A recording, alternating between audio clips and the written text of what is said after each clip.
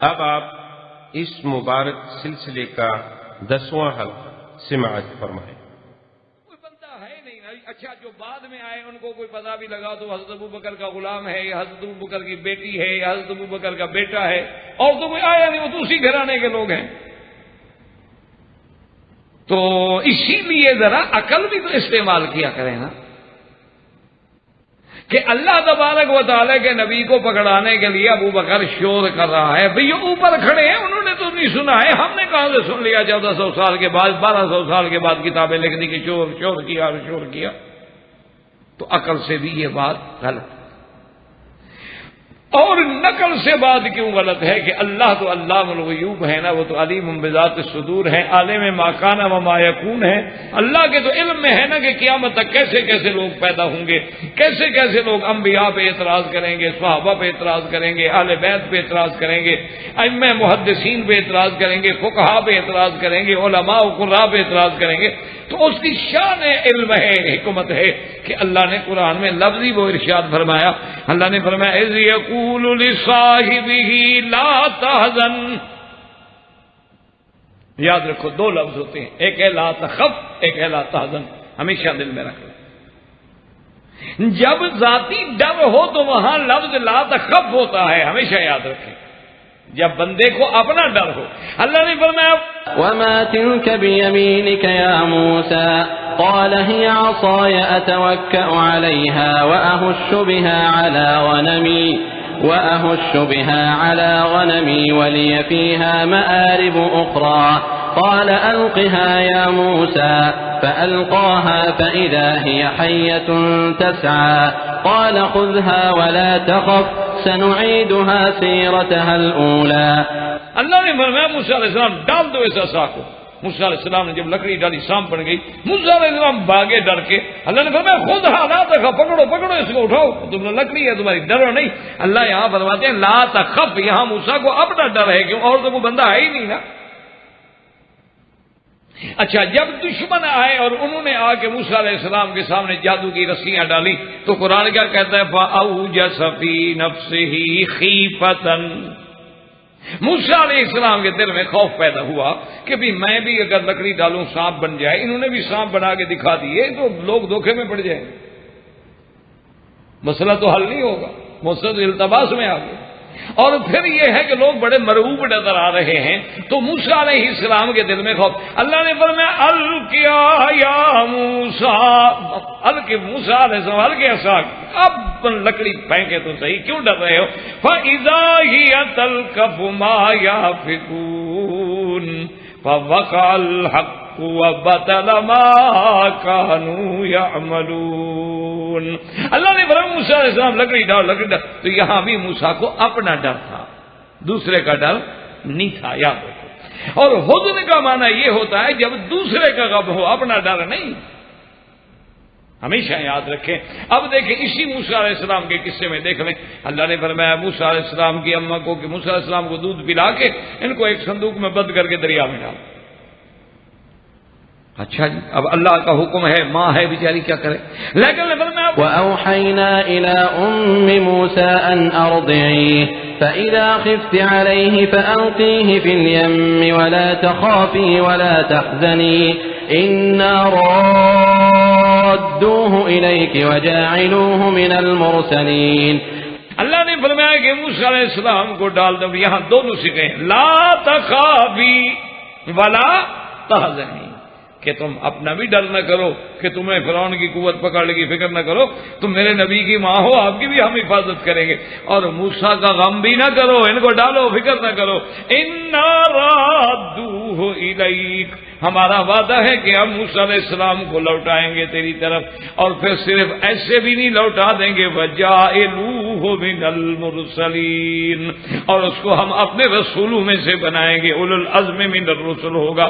تو اب یہاں قرآن نے ایک لفظ کے بجائے دو لفظ بیان کیے ہیں، لا تخافی ولا تحزنی، اور وہاں دیکھیں جب موسیٰ کا اپنا ڈر ہے تو صرف لا تخف ہے، اور وہاں اس کے بعد جب موسیٰ علیہ السلام نے، اللہ نے حکم دیا کہ موسیٰ علیہ السلام جاؤ فرعون کو جا کے تبلیغ کرو، دعوت دو، قال انی اخاف ان یقتلون، موسیٰ علیہ السلام نے کہا میں ڈرتا ہوں اللہ میاں کہیں مجھے وہ قتل نہ کر دیں، وہ اپنے ایک بندہ جو مر گیا میرے ہاتھوں سے۔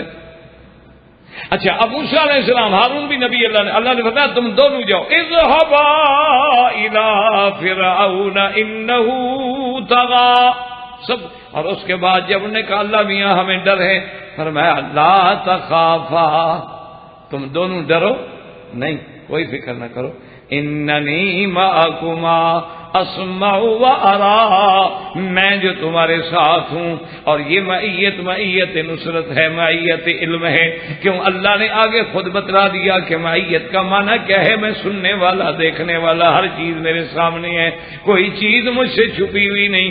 یہاں اللہ نے فرمایا لا تخافا، یہ نہیں فرمایا کہ لا تحزنا، چونکہ موسیٰ ہارون کو اپنا ڈر تھا تو فرمایا لا تخافا، اور یہاں صدیق کو اپنا تو فکر ہی کوئی نہیں، وہ تو پہلے کہہ چکا ہے یا رسول اللہ مالی وبلدی فداءک یا رسول اللہ، میرا مال میری اولاد ثواب پہ قربان ہے، مجھے اپنا تو فکر کوئی نہیں ہے۔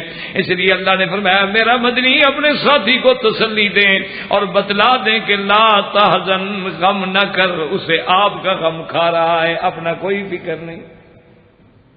تو اللہ نے لا، اور اس کے بعد شان دے کے فرمایا کہہ دیں ان اللہ معنا، اللہ ہم دونوں کے، یہی تو پھر فرق ہوتا ہے نا، اللہ کا قرآن یاد رکھیں، اللہ سمجھنے کی۔ تو موسیٰ علیہ السلام جب جا رہے ہیں، بنی اسرائیل کو ساتھ لے کے نکلے ہیں، آگے دریا آ جاتا ہے، پیچھے فرعون کی فوج آ گئی ہے، آپ کی قوم کے سردار آئے، بھاگتے آئے، ڈر گئے، گھبرا گئے، کہنے لگے موسیٰ علیہ السلام ہم تو مارے گئے، آگے دریا ہے جس پہ پل بھی کوئی نہیں، کشتی بھی کوئی نہیں، کوئی انتظام نہیں ہے، اور اگر ٹھہرتے ہیں تو پیچھے فرعون کی فوجیں آ رہی ہیں لاکھوں کی تعداد میں، ہم کہاں جائیں گے؟ موسیٰ علیہ السلام نے کیا کہا؟ فرمایا ان معی ربی سیہدین، فرمایا کہ کیوں ڈرتے ہو، میرا رب میرے ساتھ ہے، وہی مجھے رستہ دکھلائے گا، جس نے ایسا مقام پیدا کر دیا ہے کہ فرعون کو شکست دے دی ہے، کہ جادوگروں کو مسلمان کر دیا ہے، فرعون کی نخوت کو ختم کر دیا ہے، وہی رب مستقبل میں بھی مجھے رستہ دکھلائیں گے نجات کا۔ لیکن موسیٰ کہتا ہے میرا رب میرے ساتھ ہے، یہ نہیں کہا کہ ہم سب کے ساتھ ہے، یہاں صدیق کی شان ہے۔ اللہ نے فرمایا میرا مدنی یہ نہیں کہنا کہ میرا اللہ میرے ساتھ ہے، کہو ہم دونوں کے ساتھ۔ یہ مقام صدیق تھا کہ اللہ نے فرمایا کہہ دو لا تحزن اذ یقول لصاحبہ لا تحزن اللہ معنا، یہ مقام ملا تو پھر سیدنا صدیق کو ملا ہے۔ اور مسلمانوں ذرا غور کر کے دیکھیں کہ غار میں حضرت صدیق اکبر رضی اللہ عنہ بیٹھے ہیں، اور حضور پاک صلی اللہ علیہ وسلم سر مبارک آپ کی گود میں رکھ کے سوئے ہوئے ہیں۔ لیکن سیاستہ میں تو سانپ کا واقعے کا ذکر نہیں آتا، لیکن دوسری کتابوں میں علماء نے مورخین نے لکھا ہے کہ ایک سانپ تھا غار میں جس نے ابو بکر کو ڈس لیا تھا۔ بہرحال اب دیکھ لیں کہ گود ابو بکر کی ہے اور سر مبارک محمد مصطفیٰ کا ہے۔ اللہ نے فرمایا ابو بکر ہم پھر تیرا اس کا بدلہ ہم تجھے دیں گے۔ اللہ تو ہر نعمت کا، ہر احسان کا بدلہ دیتے ہیں کہ ہم تجھے ایسا بدلہ دیں گے کہ آج گود تیری ہے اور سر محمد مصطفیٰ کا ہے، اور ہم تمہیں روضہ محمد مصطفیٰ میں حضور کے قدموں میں سلا دیں گے قیامت تک، کہ حضور کی بغل ہوگی اور ابو بکر کا سر ہوگا بالکل عین حضور کے ساتھ سے تو سوئی ہوئے۔ اور ہاکذا نبعث یوم القیامت، اس لیے آپ اندازہ کریں اور سارے قرآن کو دیکھیں کہ نوح علیہ السلام کی جو کشتی میں چڑھ گئے، اللہ فرماتا ہے نجینا نوحا والذین معہ، ہم نے نوح کو نجات دی اور جو نوح کے ساتھ کشتی میں ہیں، جو نوح کی کشتی میں آئے وہ تو مقام پا جائیں، اور جو خود محمد مدنی کے روضے میں آئے۔ اور دیکھیں جی کہ بڑے بڑے علماء نے جیسے یا ابن عساکر نے، اور اسی طرح تفسیر حسن عسکری نے، اور اسی طریقے سے محمد باقر نے، بڑے بڑے لوگ جن کو یعنی شیعہ حضرات بھی مانتے ہیں، انہوں نے بھی اپنی کتابوں میں لکھا ہے اس آیت کے نیچے کہ منہا خلقناکم وفیہا نعیدکم ومنہا نخرجکم تارۃ اخرى. اللہ فرماتا ہے کہ اسی مٹی سے ہم نے انسان کو پیدا کیا ہے, اسی مٹی میں واپس ہم لے آئیں گے قبر میں, پھر اسی مٹی سے اٹھایا جائے گا. ایک تو ترجمہ مبارک یہ ہے, لیکن بعض مفسرین نے یہاں اقوال لکھے ہیں کہ اللہ جس بندے کو جس مٹی سے اٹھا پیدا کرتے ہیں اسی جگہ اس کو دفن نصیب ہوتا ہے. دیکھا نہیں آپ نے کہ ساری زندگی پاکستان میں, ہندوستان میں, بنگلہ دیش میں, یورپ میں, برما میں گزر گئی, لیکن اللہ نے موت لکھی تھی مکے کی تو مکے میں آ کے مرے گا, جنت البقیع میں لکھا تھا تو وہاں آ کے دفن ہوگا. اس لیے علماء نے لکھا کہ اب ذرا غور کریں کہ اللہ پاک نے ابو بکر بھی مٹی بھی شاید اسی مقام سے لی جہاں محمد مصطفیٰ کی مٹی لی گئی, اور دونوں محمد مدنی کے روضے میں آ کے سوئے ہیں. اس سے بڑی فضیلت کیا ہو سکتی ہے؟ اچھا ایمان سے کہیں, اب یہ ڈاکٹر صاحب میرے ساتھ بیٹھے ہیں, اگر میں پنکھا, ایک آدمی آ کے مجھے پنکھا کرنا لگے تو ان کو ہوا لگے گی یا نہیں لگے گی؟ پنکھا تو مجھے کر رہا ہے, وہ ڈاکٹر صاحب کو تو نہیں کر رہا. وہ تو بیچارہ مہربانی کر کے آ جائے کسی کو کہ بھئی مولوی صاحب پسینے میں بیٹھے ہیں, گرمی بیٹھے ہیں, پنکھا کر لوں, تو پنکھا تو مجھے کر رہا ہے, لیکن سانس والوں کو ہوا لگے گی کہ نہیں لگے گی؟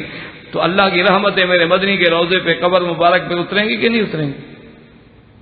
تو اس کا فائدہ اور کسی کو نہیں ہوگا.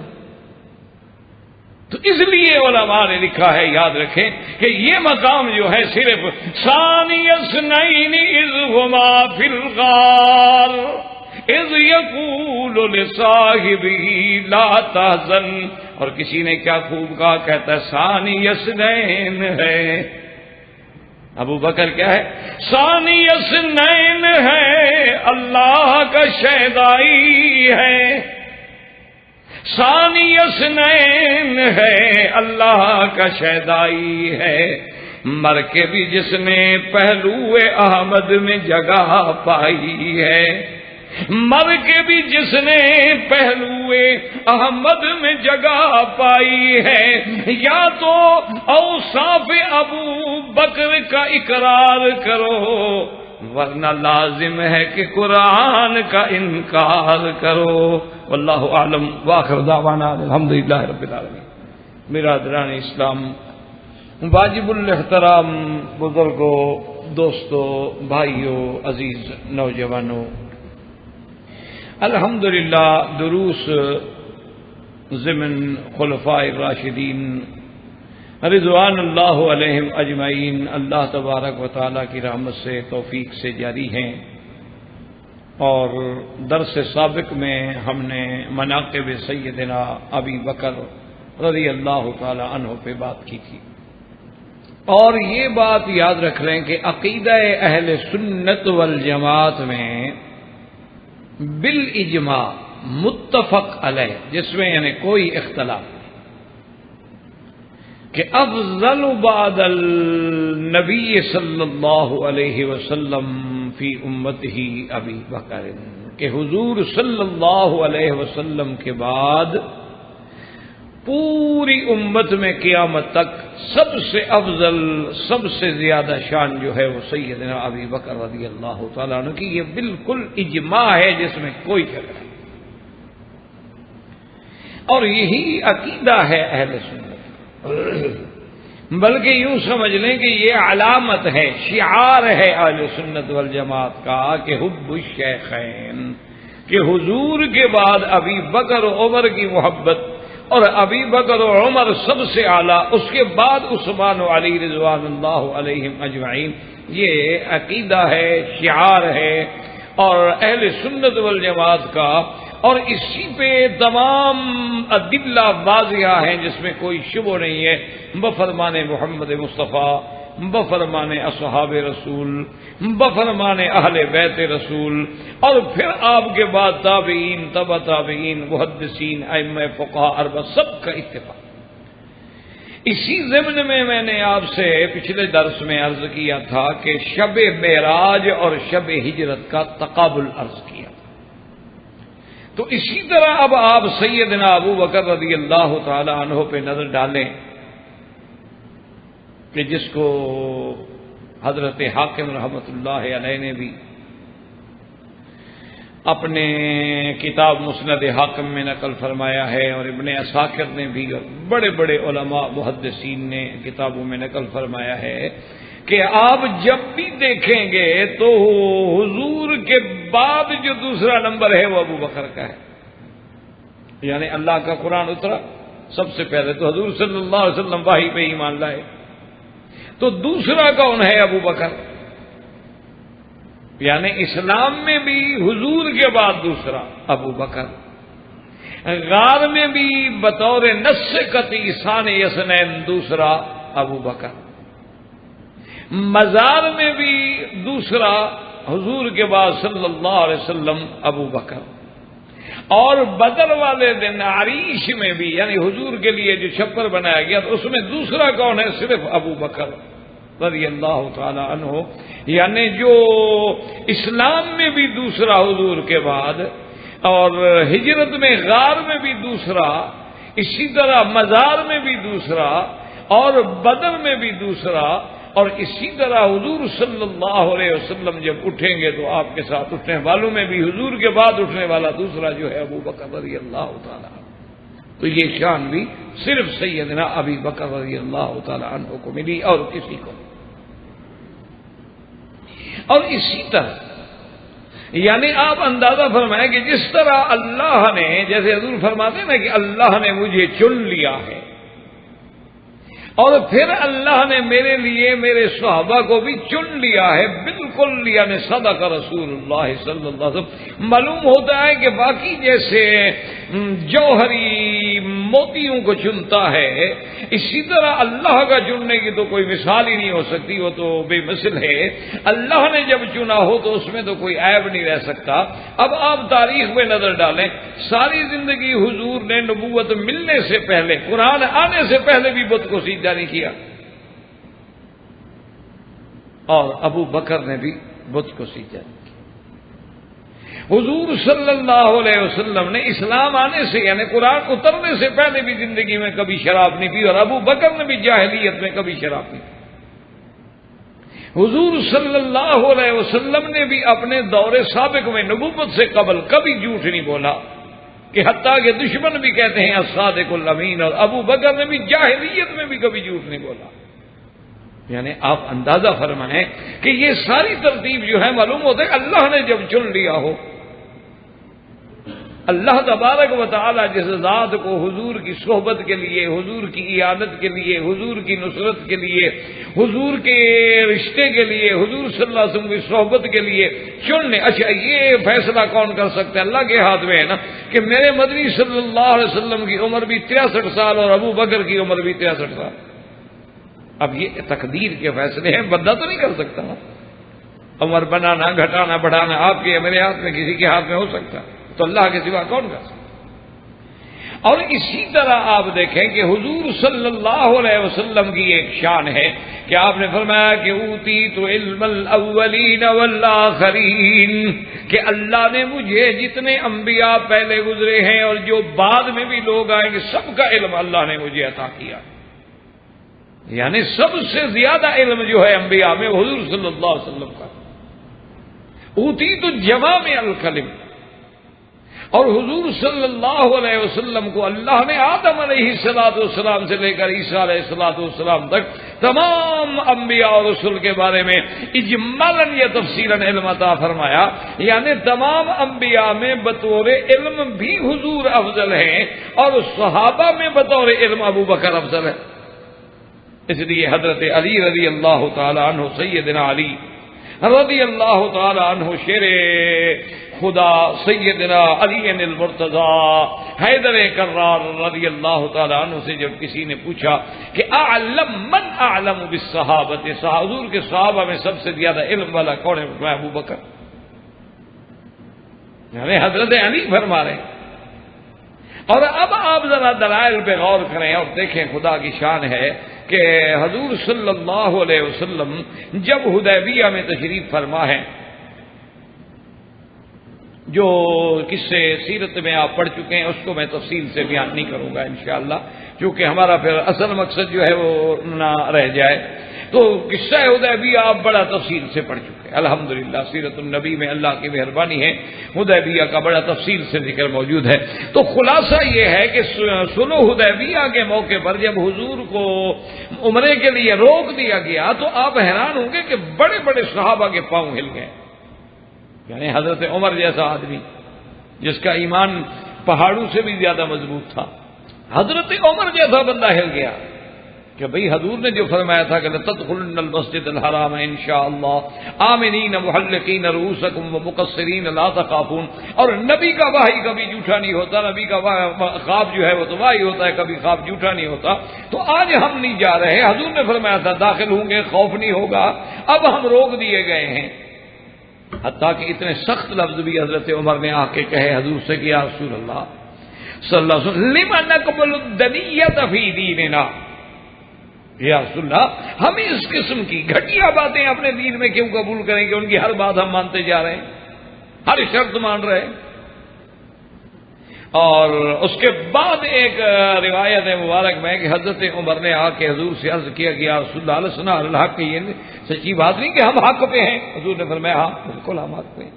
انہوں نے کہا حضور یہ صحیح نہیں کہ آپ نے فرمایا تھا کہ ہم جائیں گے عمرہ کریں گے داخل ہوں گے حرم میں خوف نہیں ہوگا؟ ہاں یہ بھی میں نے کہا تھا۔ انہوں نے کہا پھر ہم حضور واپس جا رہے ہیں، تو آپ نے فرمایا عمر میں نے یہ بھی کہا تھا کہ اس سال جائیں گے، میں نے یہ تو کہا تھا کہ لَتَدْخُلُنَّ الْمَسْجِدَ الْحَرَامَ إِنْ شَاءَ اللَّهُ، تعیین مدت تو نہیں کی۔ اب اللہ نے بھی مجھے یہی دکھلایا کہ ہم مسجد الحرام میں داخل ہوں گے، اللہ پاک نے بھی مجھے یہ تو نہیں فرمایا کہ اسی سال تم نے داخل ہونا ہے، یہ تو میں نے اپنا تیاری کر لی، ورنہ میں نے اپنی بات میں بھی نہیں کہا اس سال۔ اللہ نے بھی جو خواب مجھے دکھلایا تو اتنا دکھلایا ہے کہ لَتَدْخُلُنَّ الْمَسْجِدَ الْحَرَامَ إِنْ شَاءَ اللَّهُ آمِنِينَ مُحَلِّقِينَ رُؤُوسَكُمْ وَمُقَصِّرِينَ لَا تَخَافُونَ، تو ہو سکتا ہے اس سال، ہو سکتا ہے اگلے سال۔ تو اب یہ ہے کہ اللہ تبارک و تعالیٰ کی شان ہے، پتہ ہے میرے خواب کو اللہ نے یوں ہی سچا کر دیا کہ اگر ہم داخل ہو جاتے ایک پھر بھی کچھ نہ کچھ اندیشہ تو کافروں سے رہ جاتا۔ اب تو سلو ہو گئی ہے نا کہ اگلے سال تو وہ خود ہمیں 3 دن کے لیے چھوڑ رہے ہیں آنے کے لیے، اس سال تو میں نے نہیں کہا۔ حضرت عمر وہاں سے واپس آ گئے اور آنے کے بعد سیدھے حضرت ابو بکر کے پاس گئے خیمے میں، اور حضرت ابو بکر سے بے عین ہی وہی باتیں دہرائیں جو حضرت عمر نے حضور پاک سے کی، اور حضرت ابو بکر نے وہی جواب دیا، لفظ بھی نہیں بدلے، یعنی لفظ بھی وہ ہے۔ اس کو علماء کہتے ہیں توارد ذہنی، کہ کبھی کبھی آدمی کا ذہنی اتفاق اور توارد ایسا ہوتا ہے کہ جو لفظ اس نے کہا وہی لفظ بھی اس نے کہہ دیے۔ تو حضرت ابو بکر نے بھی وہی جواب دیا ہے کہ عمر اتنا جو جذبات میں آ رہے، حضور نے یہ فرمایا تھا کہ اسی سال کریں گے۔ عمر چپ، اور اس کے بعد دوسری بات کی، انہوں نے کہا عمر تم نے اللہ کے نبی کا کلمہ پڑھا ہے؟ اب جھٹکا لگا حضرت عمر کو، تو انہوں نے کہا ہاں۔ انہوں نے کہا تو پھر ہم نے رسول کی اطاعت کرنی ہے یا رسول اللہ ہماری اطاعت کریں؟ ہم حضور کے فرما بردار ہیں، ہم حضور کی اطاعت کریں گے، اللہ کا نبی ہم ہماری اطاعت کریں؟ نہیں نہیں، انہوں نے کہا بس جو اللہ کا رسول ہے اللہ جانے، اللہ کا رسول جانے، بس ہمارا کام تو اطاعت کرنا ہے۔ تو یہ علم جو تھا ابو بکر کا تھا کہ وہی بات کی، جو بات زبان رسالت سے نکلی وہی بات زبان صدیق سے نکلی، اللہ نے یہ علم عطا۔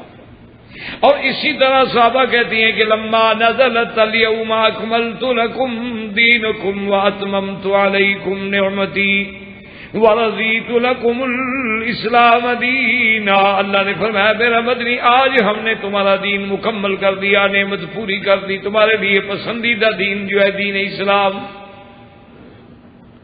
جب یہ آیت نازل ہوئی اور اسی طرح جب یہ سورت نازل ہوئی اذا جاء نصر اللہ والفتح ورأيت الناس يدخلون في دين الله أفواجا فسبح بحمد ربك واستغفره إنه كان توابا۔ جب یہ دونوں صورتیں اور یہ آیت نازل ہوئی، صحابہ کہتے ہیں کہ سب خوش ہو رہے ہیں، صحابہ خوشیاں منا رہے ہیں، لیکن فبکا ابی بکر، حضرت ابو بکر رو رہے ہیں۔ صحابہ نے آگے پوچھا اور نے کہا ابو بکر یہ رونے کی بات ہے، بولا دین مکمل ہو گیا، اللہ راضی ہو گیا، نعمت پوری ہو گئی، یہ تو خوشی کا مقام ہے، اللہ کی مدد آ گئی، اللہ نے فتح مکہ کر دیا، لوگ فوجوں کی فوجیں جماعتوں کی جماعتیں اسلام میں داخل ہو رہی ہیں، 700 آدمی یمن سے آئے اور ایک دفعہ اسلام میں داخل ہوئے اور اسلام پہلے قبول کر گیا، تو یہ تو خوشی کی بات ہے۔ اس نے کہا ہاں ٹھیک ہے، من وجہ ظاہر تو خوشی کی بات ہے، لیکن اس کے اندر پیغام ہے ہمارے لیے کہ حضور کی وفات قریب آ گئی۔ نے کہا اس میں تو کوئی لفظ ہی نہیں ہے کہ حضور کی وفات کا۔ نے کہا اللہ کے بندے، جب اللہ نے نبی کو ایک کام کے لیے بھیجا تھا، جب کام پورا ہو گیا تو پھر واپس جانا ہے نا، دین تو مکمل ہو گیا، نعمت تو تمام ہو گئی، مکہ فتح ہو گیا، ظاہری غلبہ بھی حاصل ہو گیا، دین بھی کامل ہو گیا، اب تو نبی کے جانے کا وقت آ گیا نا، میں تو فراق رسول عربی صلی اللہ علیہ وسلم کو رو رہا ہوں۔ تو یہ علم بھی اللہ نے صدیق کو دیا۔ اور اسی طرح ایک حدیث مبارک میں ہے کہ ایک دن میرے آقا نے رحمت دو جہاں نے حبیب کبریا سیدنا محمد مصطفیٰ صلی اللہ علیہ وسلم کہ عبدن خیرا، حضور نے فرمایا اپنے صحابہ سے کہ ایک اللہ کا بندہ ہے جس کو اللہ نے اختیار دیا ہے کہ دنیا میں رہنا چاہتے ہو رہ لو، اور اگر اللہ کی طرف آنا چاہتے ہو تو پھر تمہاری موت آ جائے۔ ان عبدن خیرا، ایک بندے کو اختیار، حضرت ابو بکر رونے لگ گئے۔ اب سارے صحابہ نے کہا ابو بکر بھی عجیب آدمی، حضور تو فرما رہے ان عبدن، ایک بندہ ہے اللہ کا، اور ابو بکر ہو رہے ہیں۔ انہوں نے کہا اللہ کے بندے، آج تک پہلے بھی تم نے سنا ہے کہ کسی بندے کو اللہ نے کہا ہو کہ جب تک چاہو دنیا میں رہو؟ عبد سے مراد خود حضور صلی اللہ علیہ وسلم ہے، اللہ نے آپ کو اختیار دیا ہے کہ دنیا میں رہنا چاہتے ہو یا میرے پاس آنا چاہتے ہو، تو حضور تو لازمی بات ہے کہ اللہ کو اختیار کریں گے۔ اس لیے بی بی عائشہ ایک حدیث مبارک میں ہے کہ حضور سے پوچھا گیا رسول اللہ پھر اس بندے نے کیا چیز پسند کی؟ انہوں نے کہا رب اللہ کا ملنا پسند کیا۔ تو اس بات کو سمجھنے والا بھی حضرت ابو بکر تھا، اور کسی کے دماغ میں یہ بات نہ جا سکی جو حضرت ابو بکر رضی اللہ تعالی عنہ نے سمجھی۔ اور اسی طرح دیکھیں بے عین ہی، یعنی اللہ نے جو علم عطا فرمایا ہے کہ حضور صلی اللہ علیہ وسلم کی وفات کے بعد یعنی آپ اندازہ فرمایا، آپ کیا تصور کرتے ہیں کہ حضور صلی اللہ علیہ وسلم کی وفات کوئی معمولی سا حادثہ تھا؟ صحابہ کہتے ہیں کہ جس دن حضور کی وفات ہوئی ہمارے لیے تو مدینے میں اس دن اندھیرا ہو گیا، ہمارے لیے تو بالکل اندھیرا چھا گیا، اور اس دن اپنے آپ کو سنبھالنا اور بات کو سمجھنا جو ہے یہ علم کسی عام آدمی کی طاقت تو نہیں ہے کہ حضور کے اتنے بڑے صدمے سے ہلا ہوا آدمی، اور پھر اس جتنا محبت زیادہ ہوگی اتنا صدمہ بھی زیادہ ہوگا، تو جتنا سیدنا ابو بکر کو محبت ہے اتنا کس کو، تو ان کے صدمے کا کیا حال ہوگا۔ لیکن یہ بھی مقام ابو بکر تھا رضی اللہ تعالی عنہ کہ جب صحابہ کے پاؤں ہل گئے، جب صحابہ کے دماغ جواب دے گئے، جب حضرت عمر رضی اللہ تعالی عنہ جیسے عبقری زمان اور حضرت عمر رضی اللہ تعالی عنہ جیسے بطل اسلام جو محدث گزرے ہیں زمانے میں، اتنے بڑے لوگ جو ہیں ان کا بھی دماغ کام نہیں کر رہا ہے کہ جب حضور کی وفات کا اعلان ہوا تو حضرت عمر غصے میں آ گئے۔ انہوں نے کہا کون کہتا ہے کہ حضور پہ موت آ گئی؟ اعلان ہو گیا کہ حضور پہ وفات ہو گئی، موت آ گئی۔ انہوں نے کہا کون کہتا ہے؟ کیوں؟ حضرت عمر کا دماغ یہ کام کر رہا تھا کہ جب اللہ کے نبی کے بعد نبی کوئی نہیں ہے تو اب قیامت تک کے لیے ہدایت تو دینی اللہ کو مقصود ہے، اس کا معنی ہے کہ حضور ہی رہیں گے، نبی تو ہے کوئی نہیں بعد میں۔ یا تو ایک نبی گئے اور پھر دوسرے نبی آ گئے، پھر دوسرے آئے، پھر تیسرے آ گئے، لیکن حضور کے بعد لا نبی بعدہ، تو اب حضور پہ موت آ گئی تو نبوت پھر کون چلائے گا؟ حضرت عمر کا دماغ یہ کام کر رہا ہے، لیکن یہ بات اور علم ابو بکر کا تھا رضی اللہ تعالی عنہ کہ فوراً حضرت ابو بکر رضی اللہ تعالی عنہ تشریف لائے۔ یعنی آپ اندازہ کریں کہ سب سے پہلے سیدہ عائشہ فرماتی ہیں کہ حضرت ابو بکر جب آئے تو حضور صلی اللہ علیہ وسلم کے چہرے مبارک پہ چادر تھی، حضور کا بدن مبارک جو ہے ڈھانپ دیا گیا، تو سیدنا ابو بکر صدیق نے سب سے پہلے چادر ہٹائی، اور چادر ہٹانے کے بعد بوسہ دیا حضور صلی اللہ علیہ وسلم کی پیشانی پہ۔ یعنی یہ مقام بھی صرف سیدنا ابو بکر رضی اللہ تعالیٰ عنہ کو ملا ہے کہ حضور کے سینے میں پیشانی مبارک پہ کسی بندے کی اگر موت کے بعد آخر میں بھی لب لگے ہیں تو ابو بکر ہیں۔ یہ اللہ تبارک و تعالیٰ کی دین ہے، اللہ تبارک و تعالیٰ جس کو عطا فرمائے۔ اور اس کے بعد ممبر پہ تشریف لائے، آ کے خطبہ پڑھا، صحابہ جمع ہو گئے، اور اس کے بعد فرمایا من کان یعبد محمدا فإن محمدا قد مات۔ لوگوں، جو تم میں سے اگر حضور محمد مدنی کی کوئی عبادت کرتا تھا تو حضور پہ موت آ گئی۔ نبی کی اطاعت ہوتی ہے، عبادت تو نہیں ہوتی، لیکن حضور جھنجھوڑنے کے لیے سیدنا ابو بکر نے یہ بات فرمائی کہ من کان یعبد محمدا فإن محمدا قد مات ومن کان یعبد اللہ فإن اللہ حی لا یموت۔ اور جو اللہ کی عبادت کرتے ہیں، اللہ کی ذات ہے جو زندہ ہے، جس پہ کبھی موت نہیں آئے گی۔ اور اس کے بعد پھر حضرت عمر نے کہا، حضرت صدیق نے قرآن کی آیت تلاوت کی، وما محمد الا رسول قد خلت من قبلہ الرسل۔ اللہ کے نبی، اللہ نے فرمایا وما محمد الا رسول، محمد مدنی بھی اللہ کے رسولوں میں سے رسول ہیں، آپ سے پہلے بھی رسول گزر گئے۔ اگر میرے مدنی پہ موت آ جائے تو کیا تم دین سے پھر جاؤ گے؟ اللہ کا نبی بھی تو ایک پیغمبر ہیں، آپ بھی ولد آدم ہیں، آپ بھی اللہ کے رسول ہیں، آپ بھی افضل الرسل ہیں، موت تو آپ پر بھی آنی ہے۔ تو جب حضرت عمر رضی اللہ تعالیٰ عنہ کہتے ہیں کہ حضرت ابو بکر صدیق نے جب یہ آیات مبارک پڑھی ہیں تو اس وقت میں نے یہ سمجھا کہ آج یہ قرآن کی آیتیں اتر رہی ہیں، اور اللہ نے میرا سینہ کھول دیا، مجھے سمجھ آ گئی کہ ابو بکر سچ کہہ رہا۔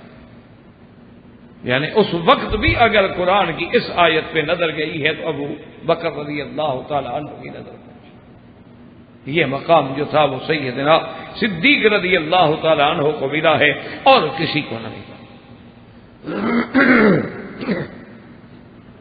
اور خدا کی شان ہے کہ حضرت جنگوی رحمت اللہ علیہ جب شہید ہوئے تو اتفاق سے میں اس ملک میں تھا، یہ اللہ کی قدرت تھی، تو مجھے اللہ نے مہربانی کی کہ بر وقت اطلاع ہو گئی، ورنہ کراچی سے جانا پھر پہنچنا ایک بڑا امتحان تھا، اور وہی درمیان میں مقصد رات کو اطلاع پہنچی تھی، اور صبح ان کا دن میں جنازہ تھا عصر کو۔ بہرحال تو اللہ نے پہنچا دیا، اللہ نے اپنی رحمت سے اسباب بن گئے، ملتان پہنچ گئے، وہاں چلے گئے۔ تو خدا کی قدرت یہ ہے کہ وہاں جا کے مجھے حضرت سیدنا ابو بکر صدیق، چونکہ وہ عاشق تھا صدیق کا، وہ پروانہ تھا سیدنا ابو بکر صدیق رضی اللہ تعالیٰ عنہ کا، تو مجھے حضرت صدیق کی وہ سنت یاد آئی، تو میں نے بھی ان کی پیشانی پر کپڑا اتار کے بوسہ دیا ان کے پسینے، ان کی پیشانی پہ۔ میں نے کہا یہ صدیق کا عاشق ہے تو حضرت صدیق کی سنت یہی پوری کر لو۔ تو یہ پھر مقام ہوتا ہے، یہ محبت ہوتی ہے، یہ کہنے کی باتیں نہیں ہوتی۔ یہ مسائل جو ہیں نا جی، مشکل آج کل یہی ہو جاتی ہے میرے عزیز، یہ بات کہنے کی نہیں ہوتی، سمجھانے کی نہیں ہوتی، احکام کی نہیں ہوتی، یہ پھر مقام ہوتے ہیں اللہ تبارک و تعالی۔ اب حالانکہ حضرت صدیق نے جب بوسہ دیا ہے تو کیا حضرت صدیق نے پہلے کسی حدیث میں پڑھا تھا کہ حضور جب فوت ہوں تو بوسہ دینا ہے؟ یہ مقام محبت ہے، یہ مقام ہے جس کو مل گیا، یعنی یہ ایسی سعادت ہے جو کسی صحابہ کو نہیں ملی۔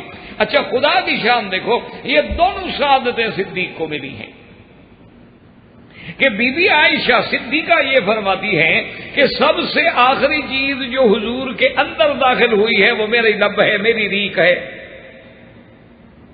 تو بیویوں نے پوچھا کیسے؟ انہوں نے کہا کہ حضور جب بیمار ہیں تو مسواک لے کے گزرے صاحب میرے بھائی، تو حضور نے مسواک دیکھا تو طبیعت میں خواہش ہوئی کہ میں مسواک استعمال کروں، تو میں حضور کی رازدان تھی، میں سمجھ گئی، میں نے جلدی سے وہ مسواک لے کے حضور کی خدمت میں پیش کیا، تو حضور نے اشارہ کیا کہ اب مجھ میں اتنی طاقت نہیں ہے کہ میں اس کو دبا کے نرم کر سکوں، لہذا تم نرم کر کے مجھے دے دو تاکہ میں استعمال کروں۔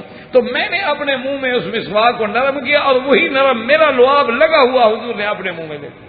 تو یہ آخری چیز ہے ریقی الذی دخلت فی رسول اللہ صلی اللہ علیہ وسلم۔ اسی لیے بی بی صدیقہ فرماتی تھی کہ مات فی یومی وفی علی صدری بین صدری و نہری، کہ دن بھی میرا تھا، حجرہ بھی میرا تھا، نوبہ بھی میرا تھا، سینہ بھی میرا تھا، اور حضور کا سر میرے سینے پر تھا جب وفات ہوئی۔ تو یہ گھرانہ صدیق کو ساری سعادت ملی ہے، اور یہ مقام اور تو کسی بیوی کو نہیں ملا۔ عائشہ کون ہے؟ بنت صدیق رضی اللہ تعالی عنہ۔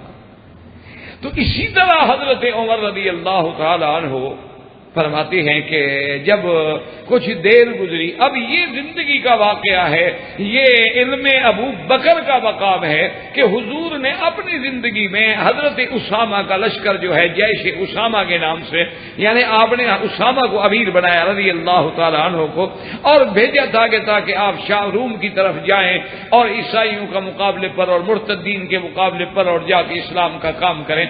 اب وہ مقام جرف پہ پہنچا تھا قافلہ، اور حضور کی تکلیف ہو گئی، تو حضرت اسامہ کی بیوی جو ہے بی بی فاطمہ، انہوں نے پیغام بھیجا کہ لا تعجل لا تسرع، جلدی نہ کرو جانے میں، ثقل رسول اللہ صلی اللہ علیہ وسلم، حضور پاک صلی اللہ علیہ وسلم کی طبیعت پہ زیادہ بوجھ ہو گیا ہے تکلیف کا، کہیں ایسا نہ ہو حضور وفات فرما جائے اور تم دور نکل جاؤ۔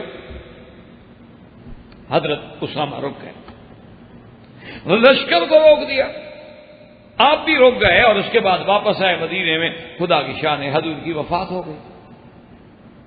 حضرت اسامہ باقاعدہ شریک ہوئے، ایک اس سعادت سے وہ محروم نہ رہے کہ حضور صلی اللہ علیہ وسلم کی جنازے میں، آپ کی تجہیز میں، تکفین میں، تدفین میں، تمام معاملات میں، خلافت صدیق میں، تمام مراحل میں شریک رہے، اور اس کے بعد جب معاملہ ٹھنڈا ہو گیا تو اب آپ نے سوچا کہ اب تو جو سیدنا ابو بکر امر کریں گے اس پہ امر کیا جائے گا، تو اب سوچ میں حضرت اسامہ ہیں، سارے صحابہ بھی سوچ میں ہیں۔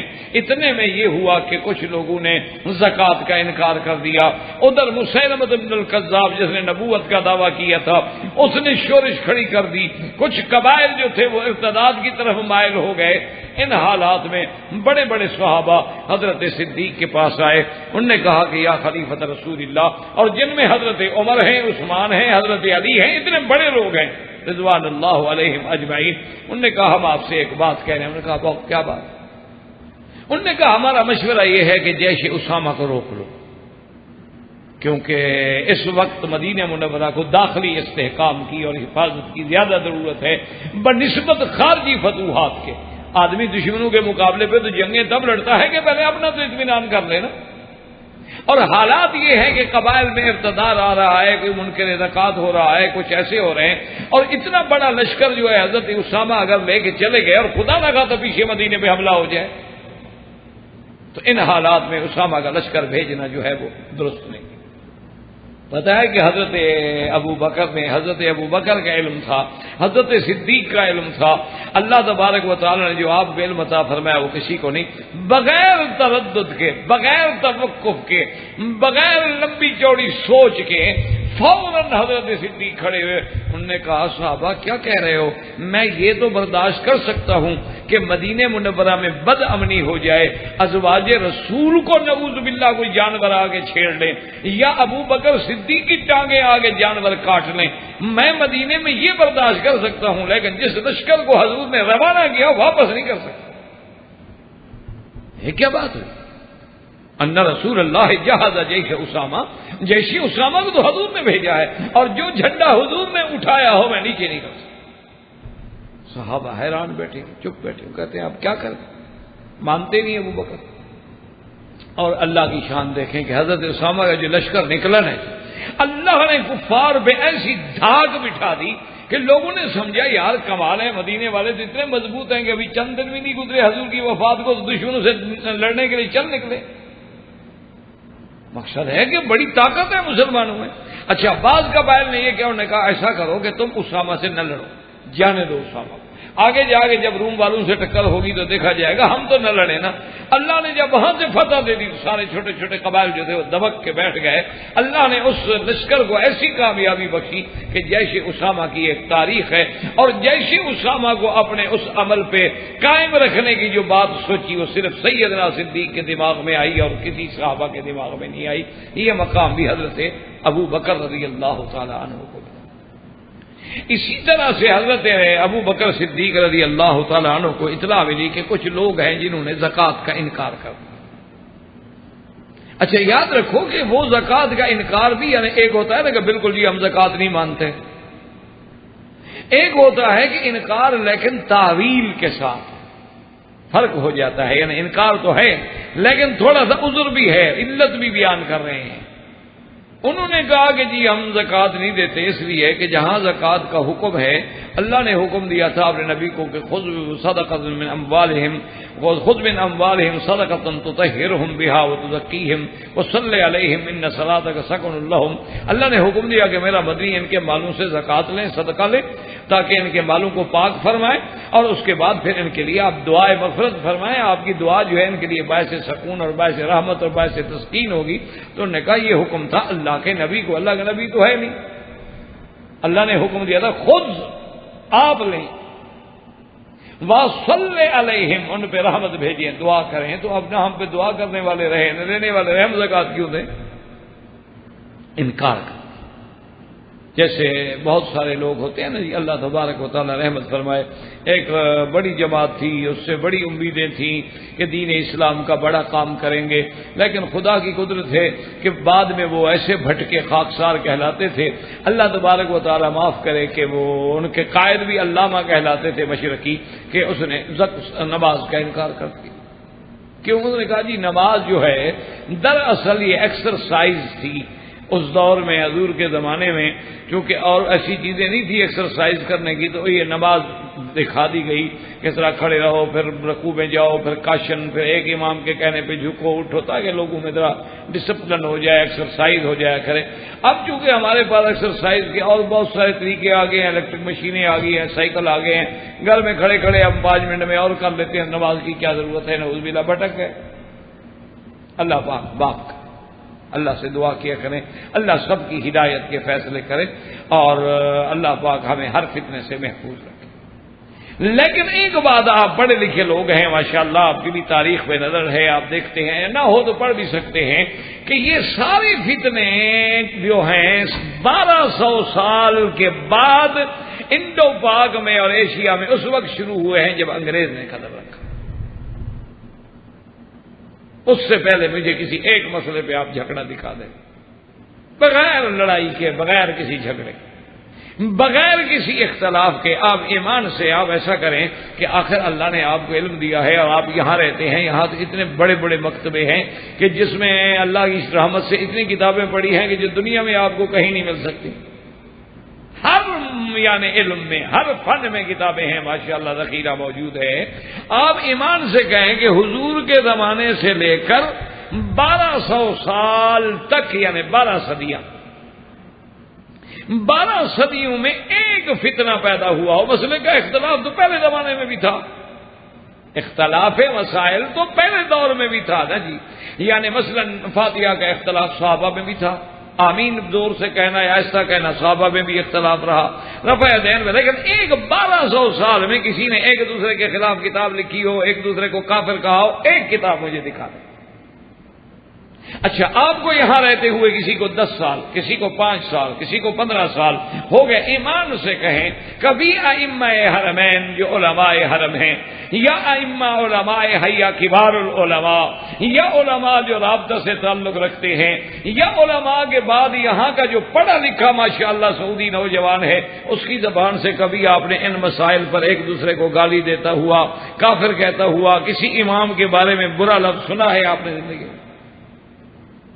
کسی ایک بزرگ سے، کسی ایک، اگر ائمہ بھی نام لیتے ہیں کہیں گے رحمت اللہ علیہ.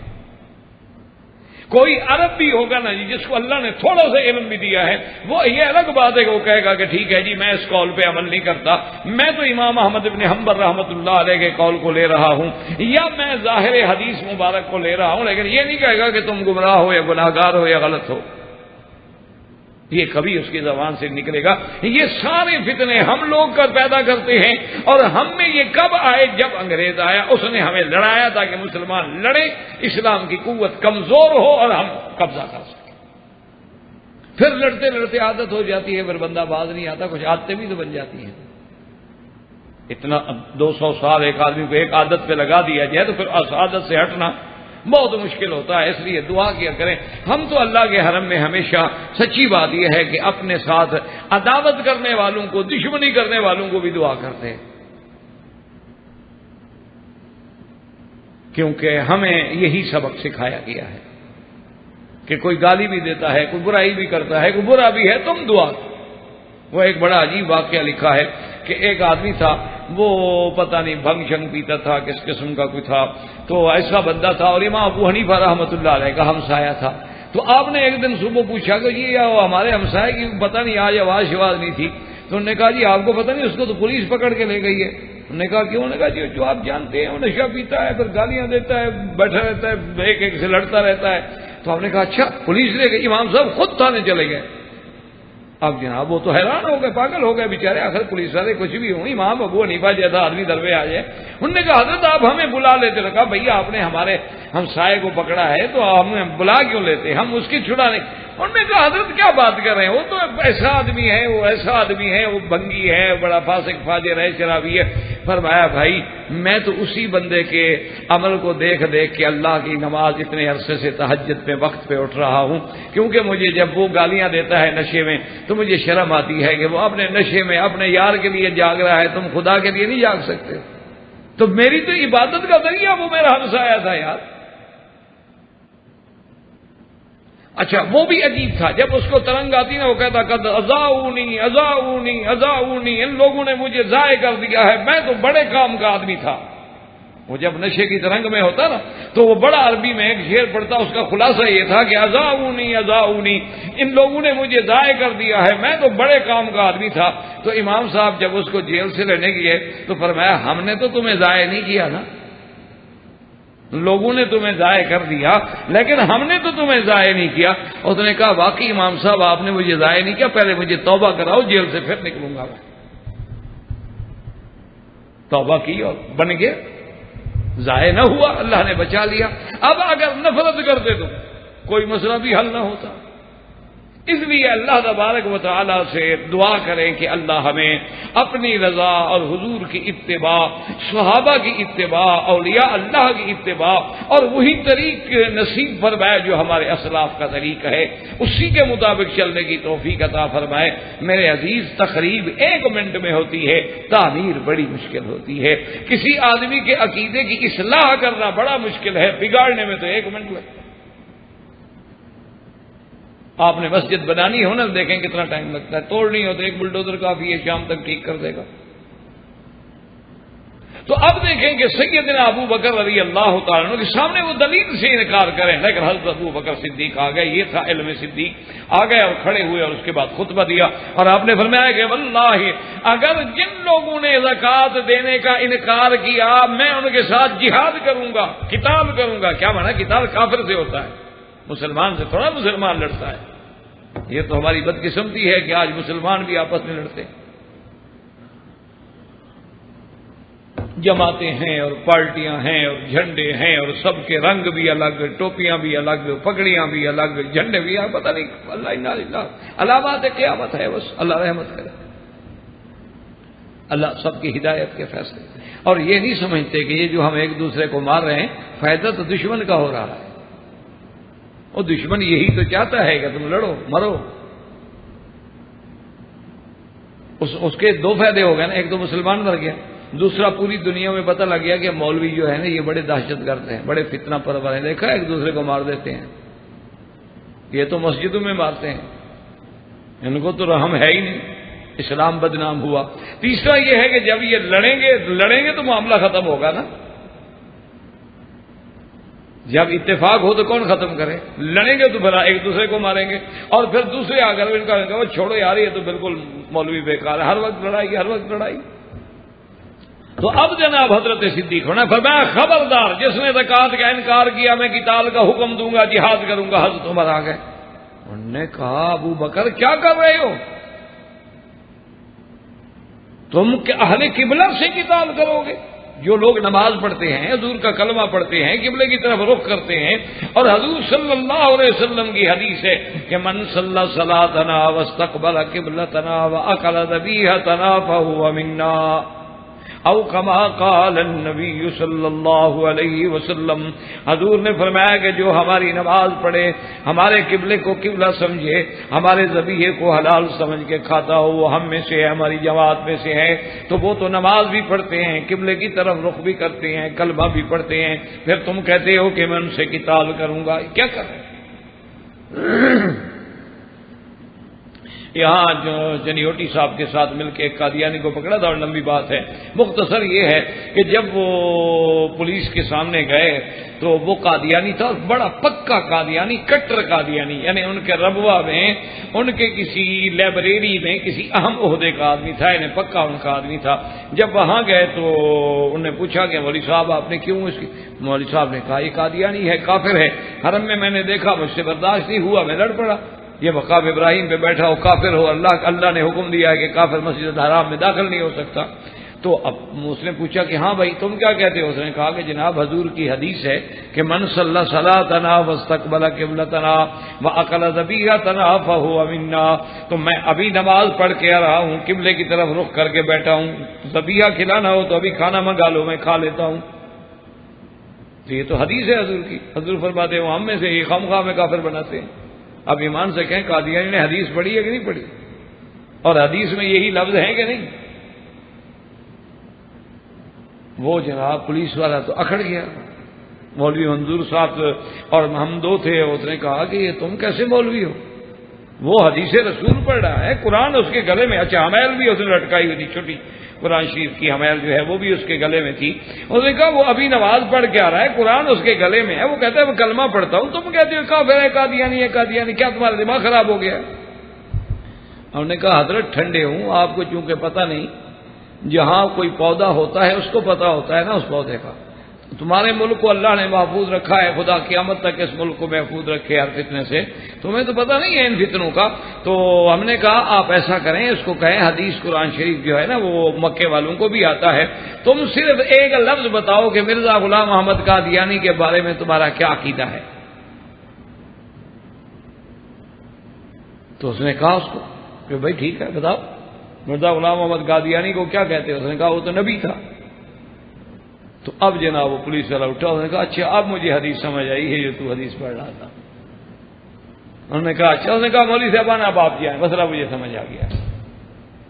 سب سے پہلے تو اس نے کہا قرآن اتارو نا، اس کے گلے سے کافر کا بچہ ہے، قرآن اٹھا کے کیوں کھڑا ہے؟ اس نے کہا جناب اس کو انشاءاللہ اب ہم ٹھیک کر دیں گے، ٹھیک ہو جائے گا، آپ فکر نہ کریں، تو ہمیں آتا ہے بگڑے تگڑوں کا علاج۔ تو اس کے بعد اب دیکھیں بظاہر تو حدیث پڑھ رہا ہے نا، اس لیے میرے عزیز صرف یہ بات نہیں ہوتی ہے، ہر مسئلے کے لیے سمجھنے کے لیے اس علم کی اور فہم کی ضرورت ہوتی ہے۔ آپ کے سامنے ایک حدیث پڑھ دے گا، آپ کہیں گے جی اس حدیث پڑھی ہے، لیکن اس حدیث کا مفہوم، اس کے تقاضے، وہ تو سب سے پہلے جہاں تقریر کرتے ہیں قادیانی بدبخت آیت ہی خاتم النبیین والی پڑھتے ہیں، اور وہ تو کھل کے کہتے ہیں کہ ہمارا خاتم النبیین پہ ایمان ہے، اور وہ تقریروں میں کہتے ہیں جو حضور کو خاتم النبیین نہ سمجھے ہم اس کو کافر کہتے ہیں، لیکن خاتم کا معنی اپنا کرتے ہیں، وہ کہتے ہیں خاتم النبیین تو ہیں، لیکن ختم کا معنی یہ نہیں ہے کہ آخری نبی، ختم کا معنی مہر والا نبی۔ وہ کہتے ہیں خاتم جو ہے، ختم مہر، آپ کہتے ہیں نا ختم، دیکھتے ہیں نا توگی والختم، وہ کہتے ہیں ختم کا معنی تو مہر ہوتا ہے، ختم کا معنی یہ تھوڑا ہے کہ آپ کے بعد نبی نہیں آئے گا۔ تو اب ایک لفظ میں انہوں نے بات کو بدل دیا۔ حضرت عمر آئے، انہوں نے کہا یہ کیا کر رہے ہو؟ حل تکفر اہل القبلۃ یا ابی بکر، وہ اہل قبلہ ہیں، کعبے کی طرف نماز پڑھنے والے ہیں، تم کہتے ہو میں قتال کو کافر بنا رہے؟ حضرت ابو بکر جوش میں آگے فرمایا واللہ لو منعونی اقالا لقاتلتم، وہ خدا کی قسم ہے اگر انہوں نے ایک ادنا سی رسی بھی روکی تو میں جہاد کروں گا۔ حضرت عمر نے کہا تو کفر یا خلیفہ، حضرت ابو بکر نے زور سے حضرت عمر کے سینے میں ہاتھ مارا، غصے سے آ کے ہاتھ مارا اور فرماتے ہیں جبار فی الجاہلیت وخوار فی الاسلام۔ حضرت عمر کو صدیق نے ہاتھ مارا، کہا اچھا زمانہ جاہلیت میں تو بڑا بہادر بنا پھرتا تھا، اسلام کے بعد اتنا کمزور ہو گئے، ہٹ جاؤ میرے راستے سے۔ ایک رسی بھی اگر کوئی زکوٰۃ کی نہیں دے گا تو ابو بکر جہاد کرے گا اس کے ساتھ۔ حضرت عمر کہتے ہیں میں حیران ہو گیا، ہٹ کے مسجد کی دیوار کے ساتھ میں یوں جا کے بیٹھ گیا۔ کہتے ہیں ثم شرح اللہ صدری کما شرح صدر ابی بکر، اس کے بعد اللہ نے میرا سینہ بھی کھول دیا جیسے ابو بکر کا سینہ کھولا تھا، اور میں کھڑا ہو گیا۔ میں نے کہا یرحم اللہ یا ابا بکر، یرحمک اللہ یا ابا بکر، ابا بکر اللہ تجھ پہ رحمت کرے، تم حکم دو عمر تیرا سپاہی بن کے جہاد کرے گا۔ وجہ کیا تھی کہ اللہ نے قرآن میں دوسری جگہ ارشاد فرمایا تھا کہ میرا مدنی یہ جو مشرکین ہیں ان کو مسجد الحرام سے نکال دو، لیکن شرط فإن تابوا وأقاموا الصلاة وآتوا الزکاة فخلوا سبیلہم، اگر یہ شرک سے توبہ کر لیں، نماز قائم کریں، زکوٰۃ ادا کریں تو پھر ان کو نہ ماریں۔